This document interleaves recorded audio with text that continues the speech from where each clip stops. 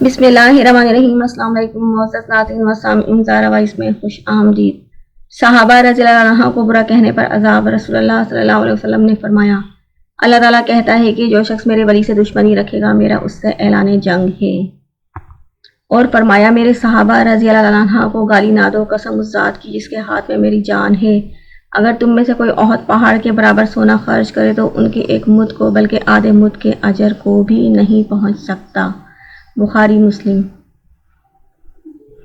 آپ صلی اللہ علیہ وسلم نے فرمایا، میرے صحابہ رضی اللہ عنہ کے متعلق اللہ سے ڈرتے رہو اور اللہ کو یاد رکھنا، میرے بعد ان کو طعن و تشنیع اور گالی گلوچ کا نشانہ نہ بنانا۔ جو شخص ان سے محبت کرے گا وہ میری محبت کی وجہ سے ان کے ساتھ محبت رکھتا ہے، اور جو ان سے بغض رکھے گا وہ میرے ساتھ بغض رکھنے کی وجہ سے ایسا کرتا ہے، اور جس نے ان کو اذیت دی اس نے مجھے تکلیف دی، اور جس نے مجھے تکلیف دی اس نے اللہ کو تکلیف دی، اور جس نے اللہ کو تکلیف دی تو قریب ہے کہ اللہ تعالیٰ اسے پکڑ لے۔ ترمذی۔